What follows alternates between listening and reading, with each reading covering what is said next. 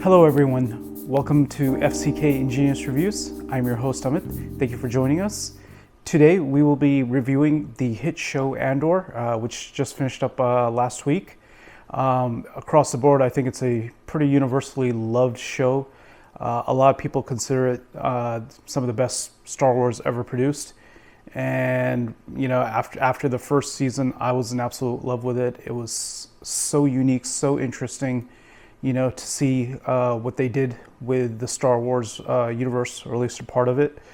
It's definitely unlike any other Star Wars that you know, I think came before. And I think the real simple reason for that is, you know, Star Wars is not sci-fi. It's space opera. It's soap opera in space. And a lot of times people will call it sci-fi, but it's never had its heart in sci-fi. You know, if you ask me what's classical sci-fi, for example, Star Trek, Battlestar Galactica, things like that. And the interesting thing about Andor, I think, is that the show maybe perhaps reminded me most of was Star Trek Deep Space Nine, DS9, especially the later seasons. If you've seen it, you know, involving the Dominion War, I was reminded a lot of that kind of the storytelling and that kind of point of view. Granted, this is done on a Disney budget with a lot more of an investment. It's a beautiful show for it. But yeah, I was reminded a lot of DS9 while watching this. So yeah, I would call this the first true bit of sci-fi that the Star Wars universe has produced, and it's absolutely fantastic. Let's give it a grade first, and we'll talk about, you know, the show and why I gave it the grade I did. We'll just move that way. So for season 2, I would grade it at an 8.5 on a scale of 1 to 10. And giving it a letter grade, I would give it an A-. Now, a lot of people, you know, from the reviews I've seen so far, want to kind of give this, you know, show and the season overall a perfect grade. And I kind of understand, you know, the feeling behind that, because it's so great to have Star Wars that, you know, is so well written and so well done. So everyone's just like, oh my God, this is the best TV show ever, or this is the best Star Wars show ever. And it is absolutely fantastic and absolutely great. I will never argue against any of that. Kudos to Tony Gilroy and his team for putting together this show, because the Star Wars universe needed it so badly. It needed that kind of refresher, and we needed to be reminded that Star Wars, you know, could tell these kinds of stories, you know, that captivate us, and you know, remind us of the real world still. So hats off to them. But I didn't think the season was perfect either. There was a couple of mistakes in there that I felt, you know, could have easily kind of been avoided. But, you know, they made the choices they made. And, you know, one reason might be was because, as far as I understand, you know, each of these 4 arcs of season 2, there are 3 episodes each week. Each of these arcs was supposed to pretty much be its own season. Tony Gilroy wanted to do 5 seasons of this show, but due to, I guess, time constraints, you know, the actors' availability, and a multitude of other factors, that was not possible. So they had to kind of, you know, tell 4 seasons worth of story in 12 episodes. So I can understand how that would skew things and make it a little bit more difficult to produce, you know, a storyline where so much of the events are compacted. Starting with Arc 1, that is the first 3 episodes of season 2, I felt like, you know, we were kind of rebuilding the show, because it had been like 3 years since, you know, the last season. If the biggest drawback of prestige TV now is that it takes several years to produce one season because of production values and all that stuff, right? Back in the day, you could bang out 26 episodes of a show in a year because you didn't worry about production values, adding special effects and all that stuff. Those days are long gone. Now, you know, one episode takes, you know, months and months of work by itself. So Unfortunately, there was a large gap there, and I guess they wanted to use the first arc to kind of rebuild the show and kind of get our characters resituated. And for the most part, I thought they did a good job. We see that our heroes, settled on a farming planet, a pastoral planet, with a simple life. I guess they're trying to be undercover, from the Empire, and try to blend in. So we see them there, but they're still doing, their rebel activities. We see Andor start off the season by going to steal an Imperial TIE fighter, and he's encouraging a Imperial, I guess, technician to rebel, help him out in rebelling against the Empire, and I feel like it's great stuff. That little scene there, it was a great way to reestablish, the Andor world, and get us into what he was doing. And the entire scene of him escaping on the fighter was great. Getting off that Imperial base, fantastic stuff. Where I felt like the first arc kind of suffered was when they went into I believe it's called the Mayape Brigade, those rebels that Andor landed into, I guess. He was taken hostage by them. It really, I think, took us away from where we wanted Andor to be, or at least definitely where I wanted Andor to be, in relation to the other major characters and character arcs of the show. It just felt like we were wasting time. Maybe if this was a season-long arc where it was covered over 10, 12 episodes, whatever, then there would have been a better payoff with the Mayape Brigade and the inner fighting rebels. But it really didn't work for me, and it felt like it was a time waste. And I think if they had expended 10 or whatever episodes on a full season on it, I think it would have been even worse. So I wish they hadn't gone that route, and they just kind of gotten Andor back to his friends on the farming planet Minoral. But otherwise, yeah, it was a good solid start to get us back into the swing of things. We see Mon Mothma, preparing to get her daughter married off to Sculdun's son. She has made that kind of Faustian bargain for the rebellion to commit to that. I guess thankfully her daughter seems pretty pleased by getting married to that kid. So, good for her, I guess. She's not as opposed to it as her own mother is. So I guess we can take solace in that. But it's wonderful to see Mon Mothma kind of get broken down in these scenes. We kind of get to see her a little bit more, I guess, intensely, more closely than perhaps we have gotten to see her anywhere else. We kind of see what makes her her, and what kind of maybe turned her into the rebel that she ultimately ended up becoming. How she lost her maybe familial bonds a little bit in order to be able to become the leader of the rebellion. She became a castaway, a kind of a vagabond, right? she became an outlaw as much as anything. So it's wonderful to see kind of how she lost this idyllic life, this idyllic world, and we kind of see how it breaks down for her, including her friendship with Tay Kolma, her friend, whom she's trying to kind of bribe for the rebellion.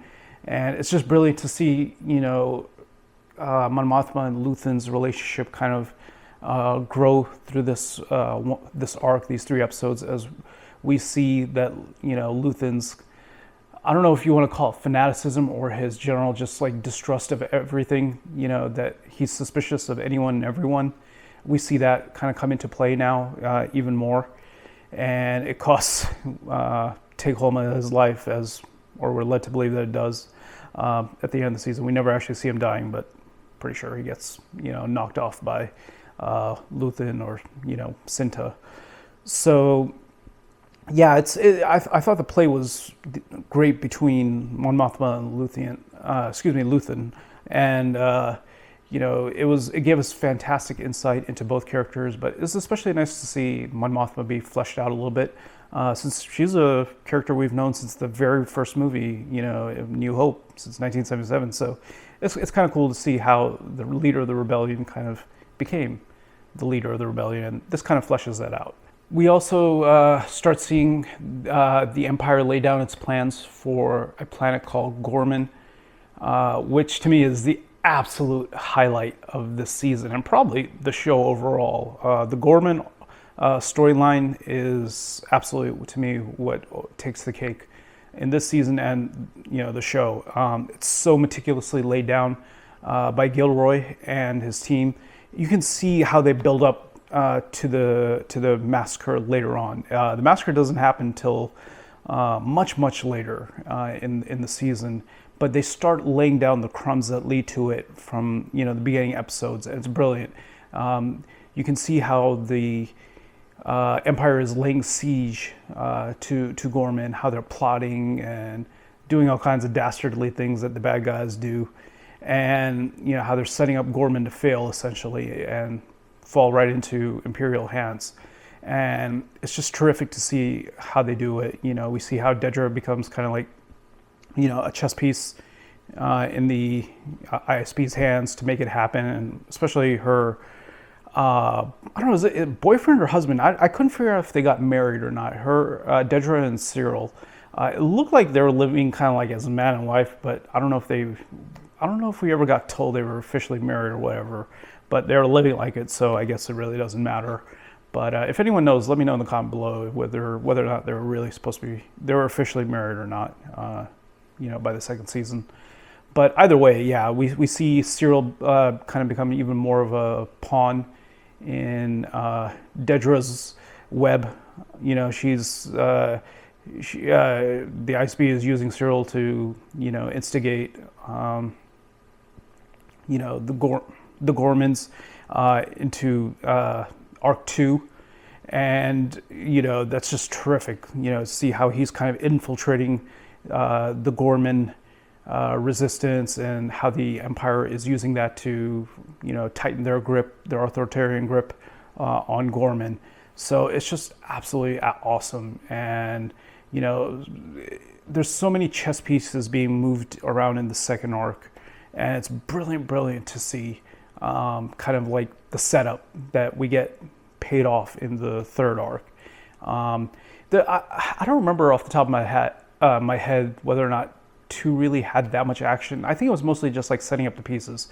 But if you appreciate a show like Andor, I think that won't bother you that, hey, there's not a lot of stuff actually going on, like explosions and fighting and all that, the action stuff that most people want. This was mostly, hey, we need to put these characters in place, give them their proper motivations and set the scenery. And I think Act 2 did that brilliantly, so we could get the payoff in Act 3.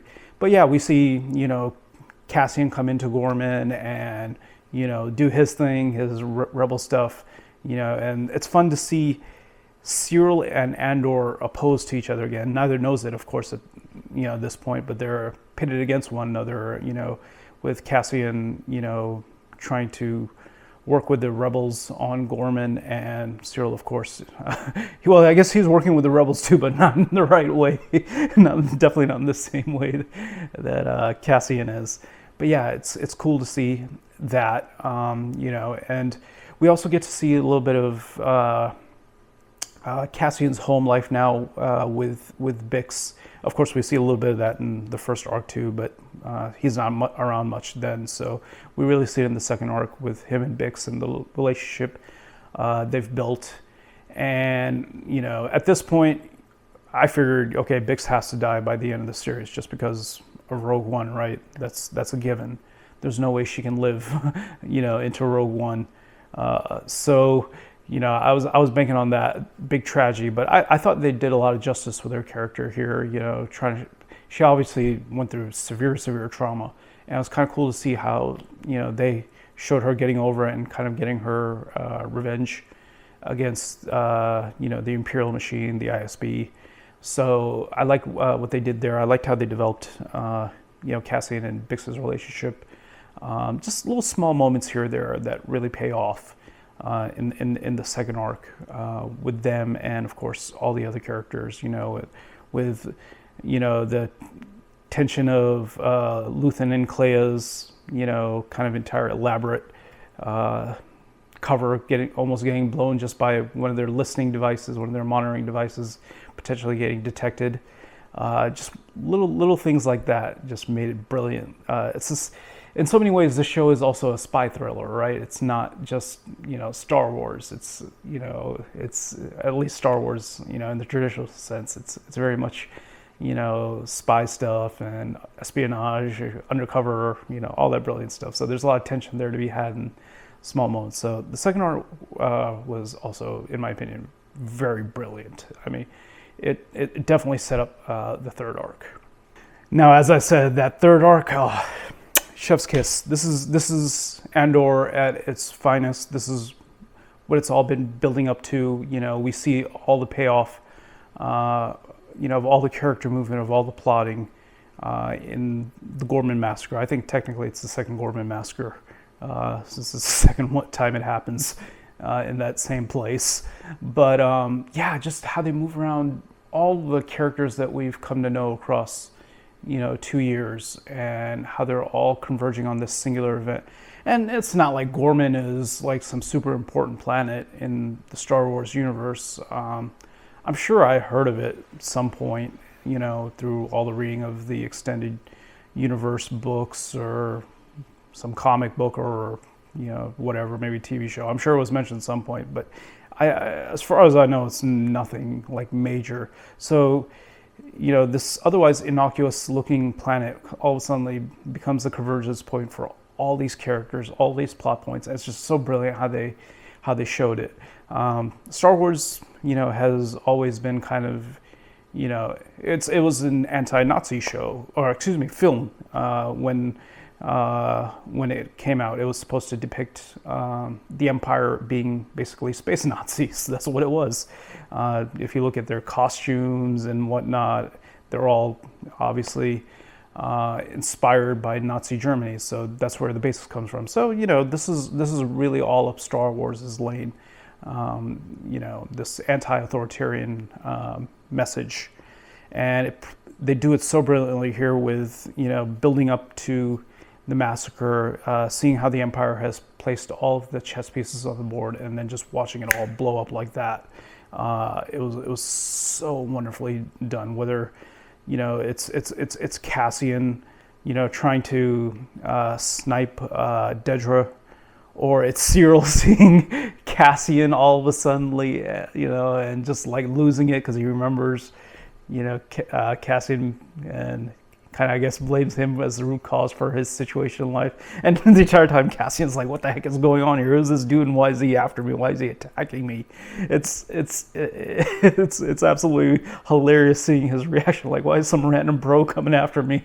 But, Cyril is just going crazy, right? Because all this rage that was pent up and has been building up inside of him comes out, and he's taken out on Cassian. So it was really awesome to see all these storylines play off. I wish, one thing I wish about this show was that we could have done like a weekly episode instead of 3 episodes a week, and have this entire season released in a month. I think the show deserved to be savored, a little bit more. Each episode deserves to be savored a little more. I wish I could have just done the review like that rather than me doing one clump review, just like this. I'm missing so many key little points that I'm sure that I'll remember later that, I wish I had mentioned this, I haven't mentioned that, because, let's face it, I'm just kind of flying through this, and hitting the major points.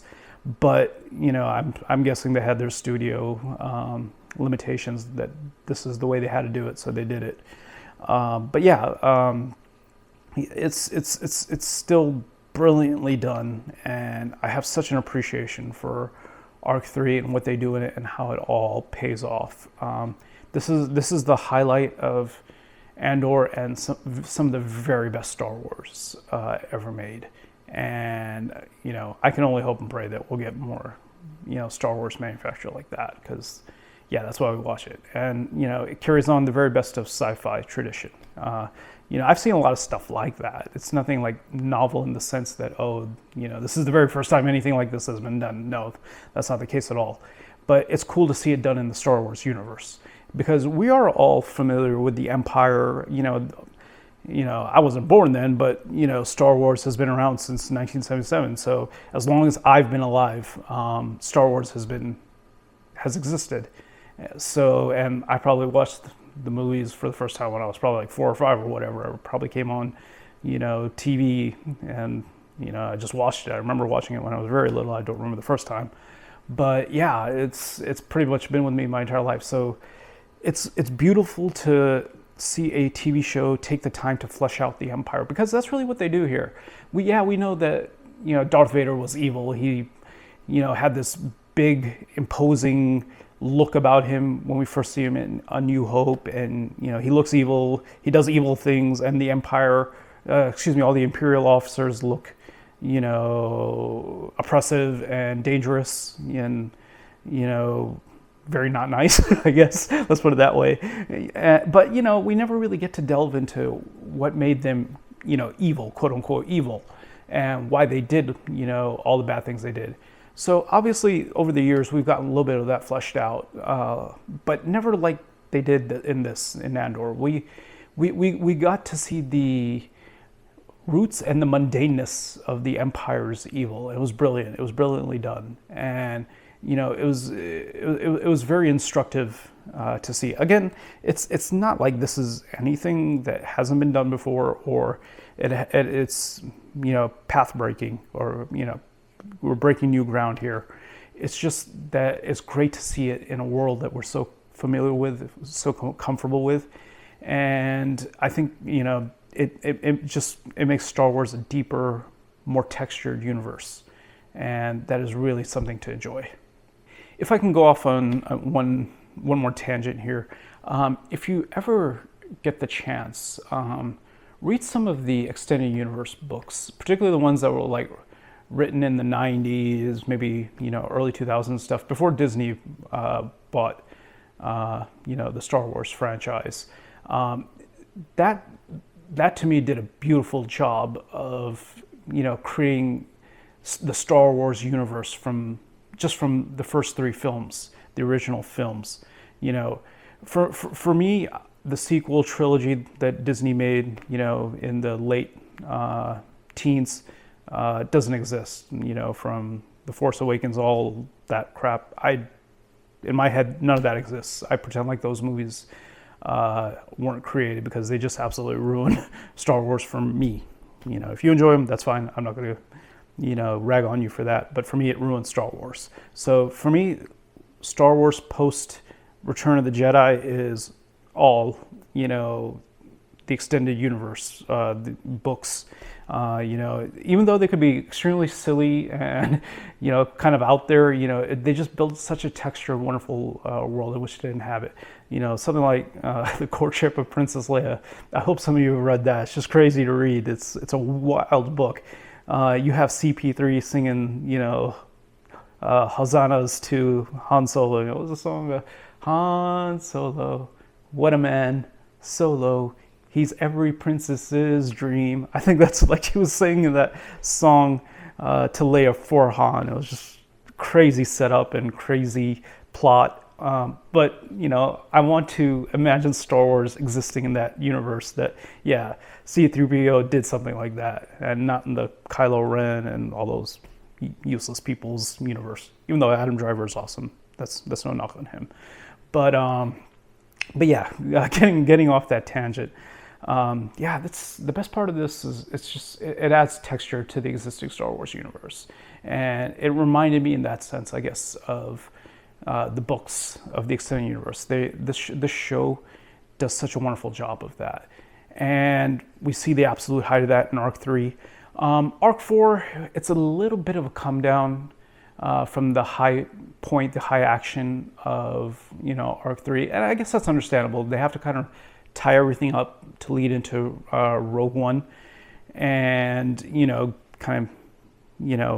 set up the chess pieces, and I understand that, and I will say they did a good job of that, because I went from watching, the end of Andor to watching Rogue One, just like they suggested, of course. But then I also went and rewatched the original trilogy after that, and it's just seamlessly done. One leads into the other so perfectly, and it's awesome to watch. The tone is completely different for all three now. It is really funny to see. You go from like the absolute, like spy thriller, the seriousness of Andor, to Rogue One, which is a lot more like normal Star Wars as it's been. It's a bit more action packed and a little bit more serious, but it's also still has those moments of levity and the lightness that Star Wars is known to.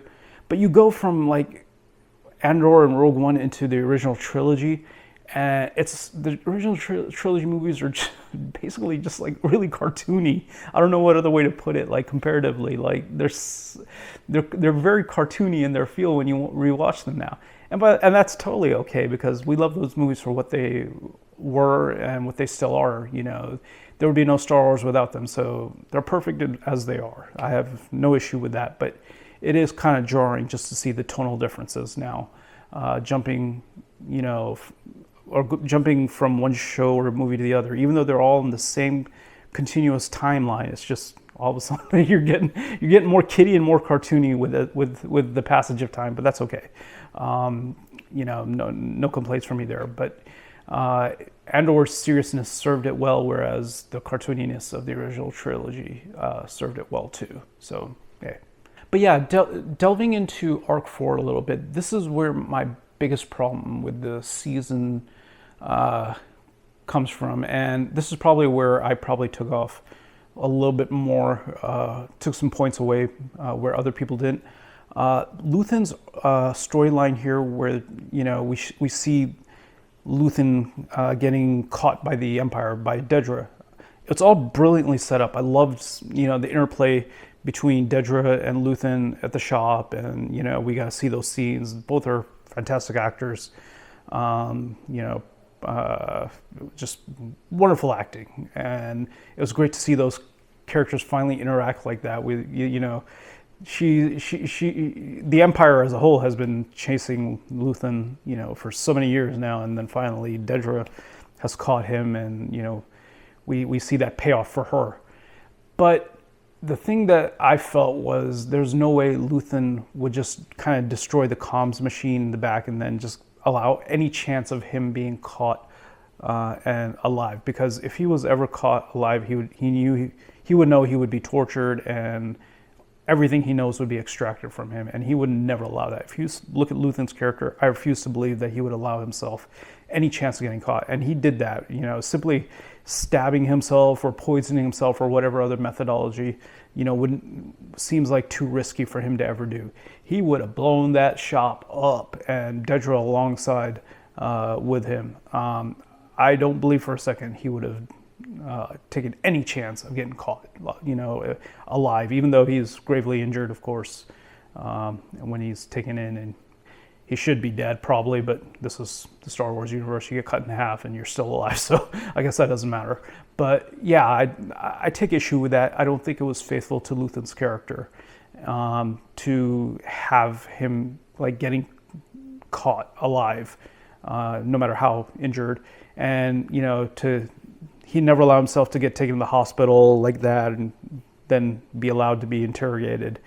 And as wonderful as the hospital scenes were, seeing Clea get in there, try to not so much extract him, but just straight up, kill him, I guess. Get him out of the Empire's grip. All that stuff was well done. It was entertaining and all that. But the entire time I was watching, I was like, yeah, this should not be how the story is going. I get why they did it, because that allowed them to do the flashbacks with younger Luthen and Clea, where we see how Luthen's origins, story as a rebel comes about, and how he finds Clea, and that's all great stuff again. But I felt like they could have shown all that without needing to have him stuck in a hospital and doing flashbacks that way with him and Clea. It didn't feel like it was right for the character, and justice for Luthen. That's all I can say. I don't think they did right by the character by showing it that way. Of course, he was always going to die, by the end of this show. From the second he gave that, I'm fighting for a sunrise I will never see, or something to that effect. As soon as he said that, gave that little speech, we all knew he was never going to see that sunrise. So, that's not the surprising part. But I would have just, liked to see him go out in a way that I think Luthen would more realistically have gone out. But it was affecting to see, the scenes between Luthen and Clea, both, the older versions of them and the younger versions. It was all well done. The hospital thing was all well done. It seems she got in there a little too easily and stuff, but that's how action movies are. You have to suspend your belief a little bit. The good part with this show is it doesn't treat its audience too stupidly very often. But that's a thing about modern Hollywood. You have to suspend your belief a little bit every now and then. But for the most part, this story has not treated its audience as stupid, which is a big positive. But yeah, I would have. I wish they had kind of skipped the entire hospital thing, and we could have seen flashbacks otherwise of Luthen and Clea's relationship and how Luthen came to be who he came to be, and as well as Clea. But yeah, then we get to see the extraction of Clea from Coruscant by Andor and company. We get to see K2SO kick some serious butt, which I know we were all looking for when he showed up in the third arc, and got killed and rescued. I don't know how to put that by Andor, captured, whatever happened there. But we knew he was going to come back and do some fighting badass things, and he did. So that was very cool to watch. And we go into the last episode from there, basically setting up Rogue One. Not much happening, but just the basics, showing how the young rebellion is becoming a force to kind of be reckoned with, and how it goes into Rogue One and of course A New Hope. Because I don't think there's much time that we actually that passes by during Rogue One. What, a few days, maybe a week, that passes by during Rogue One. Movie does not take place over a very wide time span, I think. So we go pretty quickly from, I think, the end of Andor to the opening scene of A New Hope. So yeah, it was nice just to get to see Yavin, the rebel base, be fleshed out, the rebel council be fleshed out. And I liked how they kind of showed that even though these senators have defected from before the Republic Senate and now the Imperial Senate, they defected from there and joined the rebellion and have created this rebel council. They're still politicians. They still bicker and fight over the same small things. The more things change, the less things change, and this is that to a T. And it's a good bit of writing to see that these politicians are still politicking and bickering over the smallest, most mundane things instead of going out there and making sure that this rebellion kind of has what it needs to succeed. So great bit of writing there. And it's just table setting, all our characters. It was a good ending, I think, to end on Bix being with, I guess, Cassian Jr. or Cassie Jr. They're on Minorau at the end with their little droid, B2EMO, I think that's his name. But yeah, it was just a nice little sweet ending there, one that I think gives you kind of hope for the future, that we see this child seeing that sunrise that Luthen never got to see. And it's for that child, metaphorically, that, Luthen does the things that he does, that he made the sacrifices that he made. So we kind of see that payoff with that sunrise. And I guarantee you, whether it's a few years from now or 5 years now, whatever, at some point Disney is going to make a Cassian or Cassie Jr. TV show. Book it, or movie. They're going to milk that cow for all it's worth. That's coming. As soon as I saw that, I was like, yep, I know what Disney's going to do here. They could leave no dollar unturned, right? So I expect to see that, grown up Cassian Jr. fighting the First Order or whatever, or following his footsteps, doing espionage. I'm sure Disney will figure something out, and unless Tony Gilroy's at it, it probably won't be any good, but that's fine. We know what's coming. but yeah, the ending of the show was pretty solid. It wrapped up neatly, led right into Rogue One, and it was pretty seamless. Could more stuff have happened in the final arc? Sure, but I appreciate the need for tidiness there to get things rolling with Rogue One. So that's not my complaint. My complaint is about how they treated Luthen's storyline, and I didn't feel like that was the right way to do it. But I don't think most people really cared, from judging by what I saw online. They were fine with it.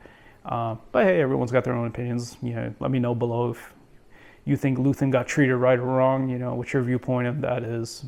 For me, it was a big sticking point, but maybe for most people, it's just like whatever. But yeah, that's probably the biggest. I probably the show might have gone from like a 9.5 out of 10 to an 8.5 just for that, for me. But otherwise, yeah, the show was brilliant. I have not much in the way of complaints. These are very fine, margins that we're talking about. That I'm deducting a point for this or that, and I love this show so much, and it's what Star Wars needed. It's what we needed, because Lord knows we're all watching crappy, horrible TV most often now these days. It's such a rarity to get such a well-made show anymore. And it's such a treat to have gotten to watch 2 seasons of Andor. I wish we could have had 5. That would have been even better. But hey, it is what it is. It would have been kind of cool to have Andy Serkis also come back and kind of maybe find a way to reprise his role, maybe make him a rebel or something. But hey, I know he's a busy guy too. He's got the Gollum movie coming up, so maybe he didn't have time. But yeah, it was very cool, just top to bottom, to see how much love the show was made with, how much care, and we need more shows like this. It makes me love Star Wars even more. But it is still, in my opinion, the second best Star Wars TV show ever made. The best TV show or movie or whatever is still the Clone Wars, and particularly the last 4 episodes of Clone Wars. That little mini movie, whatever you want to call it, was the highest level, in my opinion, that Star Wars has ever hit. Whether we're talking about Andor, Empire Strikes Back, whatever other thing, nothing has given me that feeling of, oh my God, like this is Star Wars going all out. The arc and how they played that out with Ahsoka was just an absolute treat to watch.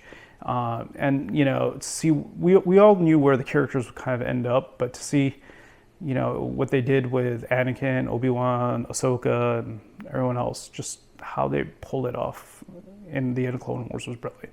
So if you haven't watched Clone Wars, the show, do so, because it's Star Wars at its best. It's not as consistently good as Andor, because it's like 7 seasons. You have some ups and downs. You have some good episodes and not so good episodes, just like anything else. But at its very highest, it's the best Star Wars, particularly the ending. So if you haven't seen that, see it. And if you're like, oh, it's a cartoon, it can't be good, the Japanese would like to have a word with you about what animated film and TV can do. So don't let that stop you. Go watch Clone Wars if you haven't. And if you get a chance, I think read some extended universe books. I think they're called Legends now. They were rebranded under Disney's stewardship. Read those old books. They're fun. They make Star Wars fun above all. Star Wars should be fun. I think that's why we all fell in love with it as children, right? Most of us have probably been fans of Star Wars since we were children. So yeah, you should enjoy it. It should bring out a joy in you. It should bring out that inner child in you. And I feel like those extended universe, the Legends books, do a terrific job of that. So if you get a chance, also read those, as zany as they are. So I hope I covered the major topics here of the season. I wish I could have done an episode by episode breakdown, because the show definitely deserves it. Just didn't have the time for it. But yeah, let me know your thoughts below in the comments, of what you thought of the season, of the show overall. I